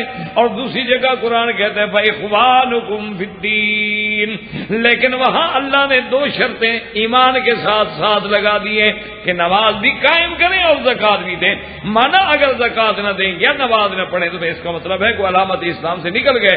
حضرت ابو بکر کے سامنے سارے قرآن کی آیات تھی، حضرت عمر کے سامنے وہ آیات نہیں تھی، اس لیے حضرت عمر کھڑے ہو گئے، انہوں نے کہا ابو بکر، اور بعد میں پتہ ہے یعنی یہ قول جو ہے تاریخی روایات میں اللہ عالم، لیکن بہرحال یہ قول کسی شکل میں موجود ہے کہ حضرت عمر رضی اللہ تعالیٰ عنہ کہتے تھے خدا کی قسم ہے، اللہ کی شان ہے کہ حضرت صدیق کو اللہ نے جو دو راتیں دی ہیں، اگر میری عمر کی پوری زندگی ابو بکر لے لے اور میرے حساب میں وہ دو راتیں دے دے تو میں راضی ہوں۔ صحابہ نے پوچھا کون سا؟ کہا ایک غار والی رات مجھے دے دے اور ایک اس اعلان والی رات مجھے دے دے جب اس نے کفار کے خلاف اور منکرین کے خلاف اعلان کیا تھا۔ یہ دو دن اگر ابو بکر مجھے دے دے نا، میری ساری زندگی لے لے، مجھے اس دو راتوں کا ثواب جو ہے وہ کافی ہے، کیونکہ یہ مقام صرف ابو بکر کو ملا اور کسی کو نہیں ملا۔ اور بعد میں صحابہ کو بھی سمجھ آئی، آج زکوٰۃ کا ایک منکر ہے ابو بکر چپ ہو جاتا، کل صلاۃ کا کوئی منکر ہو جاتا ابو بکر چپ ہو جاتا، پرسوں حج کا کوئی منکر ہوتا ابو بکر چپ ہو جاتا، تو دین محمد مصطفیٰ تو ختم ہو گیا۔ تو یہ علم جو تھا یہ بھی اللہ نے سیدنا ابو بکر رضی اللہ تعالی عنہ کو عطا فرمایا تھا، اور کسی کو یہ علم جو ہے وہ عطا نہیں ہوا تھا۔ تو اس لیے حضرت علی رضی اللہ تعالی عنہ اللہ تبارک و تعالی آپ کے مزار پہ کروڑوں رحمتیں فرمائے، انہوں نے کہا کہ اگر سچی بات پوچھتے ہو تو سب سے زیادہ علم والا تو ابو بکر ہے، کہ اللہ نے جو علم ابو بکر کو دیا ہے وہ کسی کو عطا نہیں فرمایا۔ اسی طرح سوال پوچھا گیا کہ من اشجع الناس، سب سے بڑا بہادر کون ہے؟ تو جواب ملا کہ ابو بکر ہے۔ اب صحابہ کہتے ہیں کیسے؟ انہوں نے کہا دیکھو یاد رکھو کہ سب سے پہلے اللہ کے کعبے میں، خدا کے گھر میں حضور صلی اللہ علیہ وسلم نے جب دعوت توحید دی اور قریش حضور پہ ٹوٹ پڑے، حضرت علی فرماتے ہیں ہم چھوٹے تھے، بچے تھے، دور سے دیکھ رہے تھے، کسی کو جرت نہ ہوئی۔ یہ ابو بکر صدیق تھا جو آگے بڑھا، آ کے کافروں کو مارا، آ کے کافروں کو دفع کیا، حضور صلی اللہ علیہ وسلم کا دفاع کیا۔ اس وقت کسی کو جرت نہیں ہوئی، حالانکہ بعض مسلمان موجود ہیں مسجد میں دیکھ رہے ہیں، لیکن مشرکین مکہ سے لڑنے کی کسی کو طاقت نہیں جو صدیق کو ملی ہے۔ نے کہا اتنا بڑا بہادر اور کون ہو سکتا؟ اور اسی طرح حضرت علی رضی اللہ تعالی نے فرمایا کہ جب عقبہ بن ابی معیط نے، یہ کافر ہے اور بڑا دشمن ہے میرے محبوب کا، اس بدبخت نے پتہ ہے کیا کیا؟ حضور کے گلے مبارک میں ایسے کپڑے ڈالے، اللہ، اور اتنا زور سے کھینچا کہ نعوذ باللہ حضور کی آنکھیں مبارک گویا کہ ابل رہی ہیں۔ اس وقت بھی آگے کوئی نہیں بڑھا، صرف صدیق بڑا ہے، اور آگے مانا عقبہ بن ابی معیط کو دھکا دیا، عقبہ کے ہاتھ چھوٹے اور گرا، اور فرمایا اتقتلون رجلا ان یقول ربی اللہ، ظالمو اس کو مار رہے ہو جسے یہ دعوت دیتا ہے کہ اللہ کی توحید کے، اللہ کی الوہیت کے، ربوبیت کے، اللہ کی وحدانیت کے قائل ہو جاؤ، یہ جرم ہے اس کا، اسی لیے مارتے ہو۔ انہوں نے کہا حضرت علی نے کہ اور کوئی آگے نہیں بڑھا، صرف ابو بکر آگے بڑھا ہے، اور کوئی شخص بھی آگے بڑھنے کی جرات نہیں کر سکتا۔ اور اسی طرح حضرت صدیق رضی اللہ تعالی عنہ یوم بدر میں جب حضور صلی اللہ علیہ وسلم کے لیے عریش بنایا گیا، عریش کا معنی ہوتا ہے کہ 4 لکڑیاں کھڑی کر کے ایک چھپر سا ڈال دیا گیا کہ حضور سائے کے نیچے بھی بیٹھ جائیں، اگر چاہیں تو اوپر بھی بیٹھ جائیں رات کو ٹھنڈے وقت میں، اس کو کہتے ہیں عریش۔ تو صحابہ کہتے ہیں، حضرت علی خود فرماتے ہیں رضی اللہ تعالیٰ عنہ کہ بدر والے دن جب دشمن کی اتنی بڑی تعداد ہے، اب حضور کے قریب رہنا جو ہے وہ آسان کام نہیں، کیونکہ دشمن نے تو حضور پہ حملہ کرنا ہے۔ کہتے ہیں کوئی صحابی وہاں نہیں رہا، عریش کے اندر بھی اگر تھا تو ابو بکر، اور جب سب ہم لڑنے کے لیے گئے تو تلوار لے کے پہرے دینے والا بھی ابو بکر۔ کہتے ہیں اس سے بڑا بہادر اور کون ہو سکتا۔ اس لیے حضرت علی رضی اللہ تعالیٰ عنہ کا ایک فرمان ہے جو صحیح روایات میں موجود ہے، آپ فرماتے تھے کہ خدا کے بندے، اللہ نے صدیق کو وہ مقام دیا ہے کہ مومن آل فرعون، جس نے فرعون کے زمانے میں، اب ایمان کے بارے میں اللہ کہتے ہیں رجل مؤمن من آل فرعون، ان میں سے آیا تھا، تو آپ نے کہا اگر اس کے ساتھ کوئی 1000 گھڑی گزارے، ابو بکر کے ساتھ اس 1 گھڑی کا بھی وہ مقابلہ نہیں کر سکتی۔ تو صحابہ نے پوچھا کہ حضرت علی وہ کیسے؟ فرمایا مومن آل وقال رجل مؤمن من آل فرعون یکتب ایمانہ، اللہ قرآن میں کہتا ہے کہ وہ مومن تو تھا آل فرعون سے، لیکن اپنے ایمان کو چھپاتا تھا، لیکن یہ صدیق ہے جو ایمان لانے کے بعد ہی نہیں، اس نے اپنے ایمان کو چھپایا نہیں بلکہ ایمان کو ظاہر کیا، اور اول خطیب فی الاسلام، اسلام میں سب سے پہلا خطیب ہے نبی کے بعد حضرت صدیق، جس نے کعبے میں کھڑے ہو کے اپنے اسلام کا اعلان کیا ہے کہ لوگوں سن لو میں مسلمان ہوں، اور دعوت دی لوگوں کو۔ اور یاد رکھیں پتہ ہے کیا ہوا کہ نعوذ باللہ ثم نعوذ باللہ، مشرکین مکہ نے حضرت صدیق کو اتنا مارا ہے کہ حضرت صدیق بے ہوش ہو۔ حضرت صدیق رضی اللہ تعالیٰ عنہ کو ان کے قبائل کے لوگ جو ہیں وہ اٹھا کے گھر لے گئے، بیمار ہیں، بے ہوش ہیں، اور جب افاقہ ہوا، والدہ ساتھ بیٹھی ہیں، جب افاقہ ہوا آنکھ کھولی، سب سے پہلی بات جو زبان پہ آئی اپنی اماں سے پوچھا کیف رسول اللہ، میرا مدنی کیسے؟ انہوں نے کہا بیٹا اب بھی تم حضور کا نام لے رہے ہو؟ انہوں نے کہا مجھے سب سے پہلے، انہوں نے کہا ہمیں تو پتہ نہیں، انہوں نے کہا نا سب سے پہلے پتہ کرو کہ میرے مدنی محبوب صلی اللہ علیہ وسلم کا کیا حال ہے۔ تو یہ مقام بھی اگر کسی کو ملا ہے تو سیدنا ابی بکر رضی اللہ تعالیٰ عنہ۔ اسی طرح حضرت عمر رضی اللہ تعالیٰ عنہ فرماتی ہیں کہ تواضع میں دیکھیں، خدمت میں دیکھیں، فرماتی ہیں کہ مدینہ منورہ میں ایک عجوزہ ہے، بوڑھی عورت ہے جس کا کوئی ولی وارث نہیں،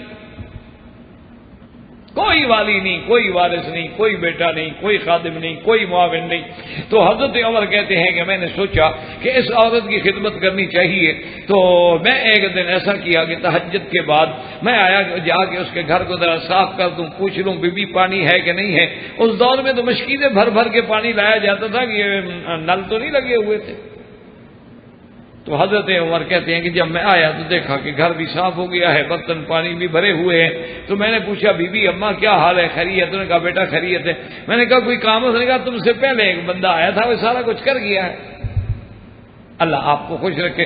حضرت عمر کہتے ہیں اب میرے دل میں خیال ہو گیا میں پتہ تو کروں یہ بندہ کون ہے۔ تو کہتے ہیں کہ دوسرے دن میں وقت سے پہلے طرح آ گیا اور بیٹھ گیا، اور جلدی جلدی آیا کہ میں آج پہلے نمبر لے جاؤں۔ گیا تو پھر دیکھا تو گھر بھی صاف ہو گیا، پانی بھی بھرا ہوا ہے۔ میں نے کہا بی بی کیا ہوا؟ نے کہا تو ایک بندہ پہلے بھر گیا۔ حضرت عمر فرماتے ہیں تیسری رات میں اور جلدی گیا لیکن وہ پہلے بھر گیا. چوتھی رات حضرت عمر کہتے ہیں میں نے کہا آج تو سونے ہی نہیں بیٹھ جاتا ہوں, دیکھو تو صحیح بندہ کون ہے. میں چھپ کے بیٹھ گیا, دیکھا تو ابو بکر تھے, چادر اپنے سر مبارک میں ڈالی ہوئی ہے اور جا رہے ہیں. میں دوڑا, میں نے کہا ابو بکر کسی جگہ بھی نمبر لینے دو گے یا ہمیشہ تم آگے رہو, کسی اور کو بھی کسی کام میں کام کرنے کا موقع دو گے؟ تو ابو بکر نے کہا بھی اس میں کیا ہے, بوڑھی عورت ہے اور ہمارے فرائض میں ہے اس بات کا. تو حضرت عمر رضی اللہ تعالیٰ عنہ فرماتے ہیں اور اسی طرح جب عین غزوہ تبوک ہے, حضور صلی اللہ علیہ وسلم نے اعلان کیا کہ غزوہ تبوک کا اعلان ہے کہ ہر آدمی مدد کرے. حضرت عمر کہتے ہیں آج دل میں خوش ہو گیا, میں نے کہا آج ابو بکر تو سے نمبر لے جاؤں گا, آج میرے گھر میں بڑا مال ہے. حضرت عمر رضی اللہ تعالیٰ عنہ فرماتے ہیں میں آدھا مال لے کے آ گیا. یہ وہی غزوہ تبوک ہے جس میں عثمان رضی اللہ تعالیٰ عنہ نے 300 اونٹ, بعض روایات میں ہے کہ 900 تک اونٹ دیے ہیں, اور حضور کے سامنے لا کے دولت کا ڈھیر لگا دیا. اور حضور صلی اللہ علیہ وسلم دولت دیکھ کے خوش ہو رہے ہیں تو سب لے آئے. حضور نے پوچھا عمر کیا لائے ہو؟ حضرت عمر کھڑے ہو گئے. حضرت عمر کہنے آج تو مجھے یقین تھا نا کہ آج تو میں نے ابو بکر سے نمبر لینا ہی لینا ہے نا. میں نے کہا حضور میرے گھر میں جو کچھ اللہ نے مال دیا تھا نا اس کو تقسیم کر دیا ہے, نصف گھر چھوڑا ہے اور نصف حضور کی دربار میں لایا, اور نصف بھی بہت تھا. حضور بڑے خوش ہوئے. ہم نے کہا اچھا عمر. اس کے بعد حضور نے نظر ڈالی تو فرمایا ابا بکر تم بتاؤ کیا لائے ہو؟ اس نے کہا یا رسول اللہ جو صدیق کے گھر میں تھا سب کچھ اٹھا کے لے آیا ہوں, اللہ کا نام چھوڑا ہے جو میرے گھر میں تھا. جب آپ نے مانگ لیا ہے, اسی کو کسی شاعر نے کہا تھا پروانے کو چراغ تو بلبل کو پھول بس, اور ابو بکر کے لیے ہے خدا کا رسول بس. انہوں نے کہا مجھے اور تو کچھ بھی نہیں چاہیے, اور مجھے کسی چیز کی تمنا نہیں ہے. حضور جو کچھ گھر میں تھا سارا آپ کے پاس لے آیا ہوں. تو حضرت عمر نے کہا واللہ ابا بکر تجھ سے کوئی بھی سبقت نہیں لے سکتا, تو ہر جگہ بڑھ گیا. ہم زیادہ پیسے لا کے سمجھے کہ آج بڑھ جائیں گے, لیکن تو نے سارے گھر کو صاف کر کے ایسا نمبر لیا ہے جو کوئی صاف ہی نہیں لے سکا. کسی نے چوتھا حصہ دیا تھا, کسی نے تیسرا دیا تھا, کسی نے آدھا دیا تھا, لیکن یہ شان تو ابو بکر کی تھی کہ گھر میں کوئی چھوڑا ہی نہیں. تو یہ مقام بھی اللہ نے دیا. تو سیدنا ابو بکر رضی اللہ تعالی عنہ کو عطا فرمایا. تو اللہ پاک ہمیں بھی سیرت صدیق اور فضیلت صدیق, منقبت صدیق, شان صدیق کے سمجھنے کی, محبت کرنے کی, اور جمیع صحابہ اہل بیت اولیاء کرام کی محبت کی توفیق عطا فرمائے, اور اللہ قیامت میں ہمارا حشر بھی ان کے ساتھ کرے. وما علینا الا البلاغ وآخر دعوانا ان الحمدللہ رب العالمین. برادران اسلام, واجب الاحترام بزرگوں, دوستوں, بھائیوں, عزیز نوجوانوں, خلفائے راشدین و اصحاب رسول رضوان اللہ علیہم اجمعین کی فضیلت منقبت کے بارے میں الحمدللہ یہ سلسلہ دروس اللہ کی رحمت سے جاری ہے. اور سیدنا ابی بکر صدیق رضی اللہ عنہ خلیفۃ رسول اللہ صلی اللہ علیہ وسلم بلا فصل بالتحقیق وافضل الامت بعد النبی صلی اللہ علیہ وسلم کے بارے میں آپ کے مناقب, آپ کے فضائل, آپ کی عظمت شان, آپ کے بارے میں آیات مبارکہ, احادیث مبارکہ کا ذکر جاری تھا. اسی ضمن میں علماء نے یہ لکھا ہے کہ قرآن مقدس میں کئی آیات مبارکہ ہیں جو سبب نزول کے اعتبار سے ابی بکر رضی اللہ عنہ کی شان میں اتری ہیں. لیکن ایک بات یہ یاد رکھ لیں ذہن میں کہ قرآن کی آیت چاہے کسی ایک مقصد میں, ایک واقعے میں, سبب خاص میں اترے, لیکن حکم عام ہوتا ہے, عبرت عام لفظ کے ساتھ. فبذالک عربی اس کو کہتے ہیں کہ العبرت بعموم اللفظ لا بخصوص السبب, کیونکہ قرآن تو کسی خاص واقعے میں نازل ہوگا. اب جیسے تیمم کا مسئلہ ہے, خاص واقعے میں نازل ہوا لیکن حکم قیامت تک کے لیے جاری رہے. لیکن یہ بڑی شان ہوتی ہے کہ کسی کی وجہ سے قرآن نازل ہو، تو یہ کوئی معمولی بات تو نہیں ہوتی کہ اللہ کا قرآن اس کی، تو اس لیے علماء فرماتے ہیں کہ جیسے کہ آیات مبارکہ ہیں کہ إلا تنصروه فقد نصره الله إذ أخرجه الذين كفروا ثاني اثنين إذ هما في الغار إذ يقول لصاحبه لا تحزن إن الله معنا فأنزل الله سكينته عليه وأيده بجنود لم تروها وجعل كلمة الذين كفروا السفلى وكلمة الله هي العليا والله عزيز حكيم. اس میں تو کوئی اختلاف ہی نہیں لگے نظرت بھی ابی بکر، کتنی بڑی شان. اسی طرح علماء نے لکھا ہے کہ سورۃ واللیل اذا یغشی میں جو ہے وَسَيُجَنَّبُهَا الْأَتْقَى الَّذِي يُؤْتِي مَالَهُ يَتَزَكَّى وَمَا لِأَحَدٍ عِندَهُ مِن نِّعْمَةٍ تُجْزَى إِلَّا ابْتِغَاءَ وَجْهِ رَبِّهِ الْأَعْلَى وَلَسَوْفَ يَرْضَىٰ. یہ ساری آیتیں جو ہیں ابی بکر کی شان میں رضی اللہ تعالی. اسی طرح علماء نے لکھا ہے کہ آیت مبارک جو ہے اللہ نے جس میں حکم دیا اپنے پیغمبر کو کہ وَشَاوِرْهُمْ فِي الْأَمْرِ کہ میرا مدنی جب اہم کوئی معاملہ پیش آئے تو صحابہ سے مشورہ کریں، تو حضرت ابن عباس جیسے آدمی فرماتے ہیں کہ نظرت فی ابی بکر و عمر کہ یہ آیت جو ہے بطور خاص ابو بکر و عمر کے بارے میں ہوتی، کیونکہ حضور صلی اللہ علیہ وسلم سرکار مدینہ صلی اللہ علیہ وسلم جب مشورہ لیتے تو سب سے پہلے ابی بکر و عمر کا نمبر آتا، اور حضور نے تو یہ کھل کے فرما دیا، اعلان کر دیا کہ لو اجتمعتما علی شیء کہ ابو بکر و عمر اگر تم کسی مسئلے پہ اکٹھے ہو جاؤ نا دونوں تو بس میں تو اسی کو مان لوں. یعنی تو اس لیے علماء نے فرمایا کہ یہ آیت جو ہے بطور خاص، ویسے تو سب صحابہ کو شامل ہے لیکن بطور خاص ابی بکر و عمر کے لیے. اور اسی طرح حضرت ابن عباس فرماتے ہیں کہ وَنَزَعْنَا مَا فِي صُدُورِهِم مِّن غِلٍّ إِخْوَانًا، وہ فرماتے ہیں کہ یہ آیت مبارک جو ہے نظرت فی ابی بکر وعلی وعمر رضوان اللہ علیہم اجمعین، کہ یہ بھی ورنہ تو اس میں سب صحابہ اور قیامت تک ہر مومن کو شامل. اسی طرح علماء نے فرمایا کہ وَوَصَّيْنَا الْإِنسَانَ بِوَالِدَيْهِ إِحْسَانًا، یہ آیت بھی کہتے ہیں کہ شان ابی بکر میں اتری.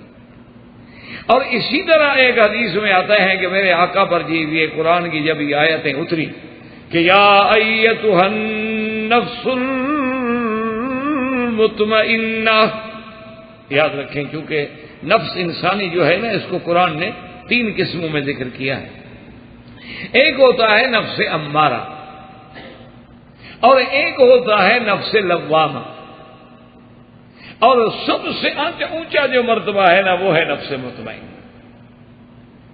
کہ اس کو قیامت والے دن یا روح قبض کرنے والے دن اللہ قرآن میں فرماتے ہیں کہ یا ایتها النفس المطمئنہ ارجعی الى ربک راضیة مرضیہ فادخلی فی عبادی وادخلی جنتی.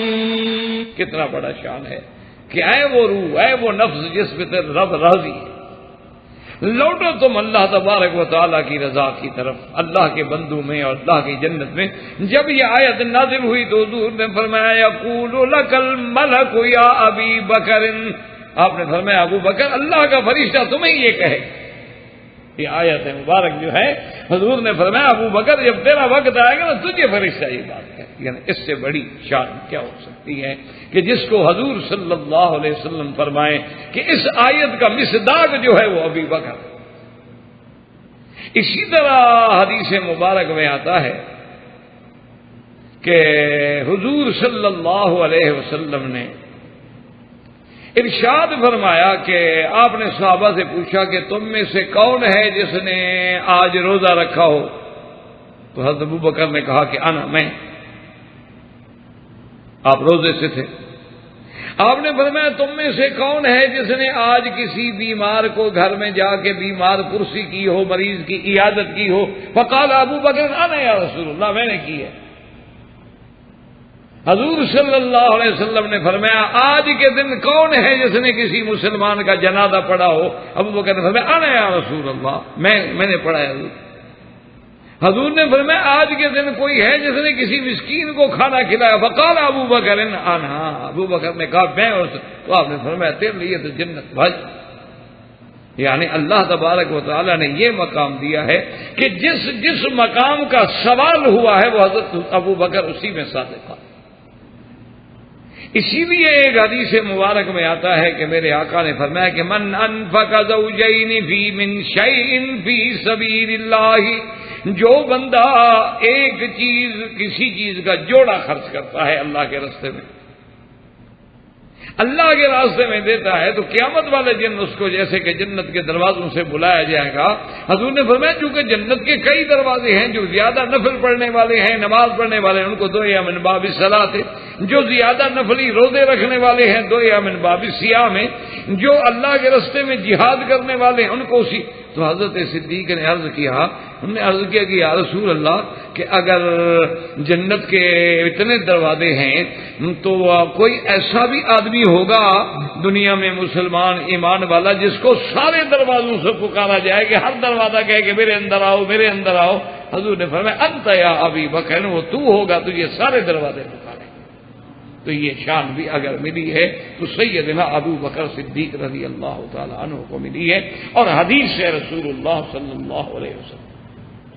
اور اسی طرح ابھی یعلا نے ایک روایت نقل کی ہے کہ حضور فرماتے ہیں مررت بالسماء، آپ فرماتے ہیں کہ اورج بی للسماء، جب معراج والی رات مجھے آسمانوں کی سیر کرائی گئی، آپ فرماتے ہیں فما مررت بالسماء، میں کسی ایسے آسمان پہ نہیں گزرا بلکہ ہر آسمان پہ میرا نام بھی لکھا تھا اور ابو بکر صدیق کا نام بھی لکھا تھا، اسمی و اسم ابی بکر رضی اللہ تعالی عنہ، کہ آسمانوں میں بھی حضور کے نام کے ساتھ کسی کا نام ہے تو ابی بکر ہے رضی اللہ تعالی عنہ و ارضاہ۔ تو یہ شان جو ہے یہ بھی سیدنا ابی بکر رضی اللہ تعالی عنہ کو ملی ہے، جو کسی صحابہ میں سے کسی کو نہیں ملی۔ اور اسی طرح حضور صلی اللہ علیہ وسلم کی صحیح حدیث مبارک ہے، ایک صحابی کہتے ہیں کہ بکریاں، میرے پاس بہت بکریاں تھیں، ریوڑ تھا، تو رات کو اللہ کی شان یہ ہے کہ میں حفاظت کر رہا تھا اپنے بکریوں کی کہ ایک بھگیاڑ جو ہے میری بکریوں میں آ گیا، فجاء الذئب کہتے ہیں بھگیاڑ، بھیڑیا۔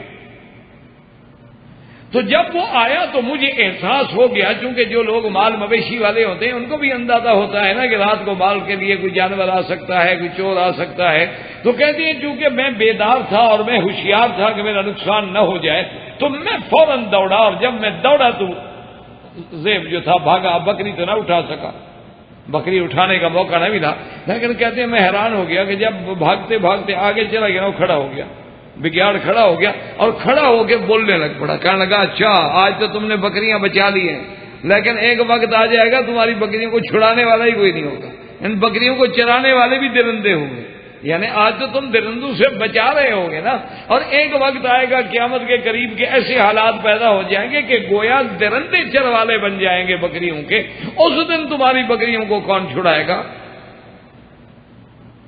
تو اس کے بعد وہ ذئب جو تھا، بھگیاڑ جو تھا وہ غائب ہو گیا۔ تو جب صحابی نے آ کر حضور صلی اللہ علیہ وآلہ آلہ واصحابہ وسلم تسلیما کثیرا کثیرا کو یہ واقعہ سنایا کہ حضور عجیب بات ہے کہ بھیڑیا بات کرے اور بالکل انسانوں کی طرح بات کرے، الذئب یتکلم، حضور نے فرمایا انی اؤمن بابی بکر و عمر، حضور نے فرمایا میرا ایمان ہے کہ ذئب بھی بات کر سکتے ہیں، ابو بکر عمر کا بھی ایمان ہے۔ صحابہ کہتے ہیں ابو بکر عمر تو وہاں تھے بھی نہیں، لیکن حضور کو اپنے ایمان کے بعد اگر کسی کے ایمان پہ یقین تھا تو وہ ابو بکر و عمر ہے کہ حالانکہ ایک انہونی بات ہے کہ ایک جانور بات کرنی شروع کر دے، لیکن حضور نے فرمایا کوئی بات بعید نہیں ہے، تو دابا نکلے گی وہ بھی بات کرے گی، پتھر اللہ چاہے تو پتھر بھی بات کرتے ہیں، اللہ تبارک و تعالیٰ چاہے تو چیونٹی بھی بات کرتی ہے، اللہ تبارک و تعالیٰ چاہے تو لکڑی بھی بات کرتی ہے، تو اگر ایک جانور نے بات کی ہے تو میرا بھی ایمان ہے، ابو بکر و عمر کا بھی ایمان ہے۔ تو صحابہ کہتے ہیں حالانکہ لم یکونا ابی بکر و عمر، سیدنا ابو بکر و عمر تو وہاں موجود ہی نہیں تھے، لیکن ان کے باوجود بھی حضور نے اپنے ایمان کے ساتھ اگر ملایا ہے تو ابی بکر و عمر کے ایمان کو ملایا، تو یہ کوئی معمولی شہادت نہیں ہوتی اللہ کے نبی سے۔ اسی طرح صحیح حدیث مبارک میں ہے۔ احباب کرام، اس کے بعد اب آپ اس مبارک سلسلے کی CD نمبر 11 سماعت فرمائیں۔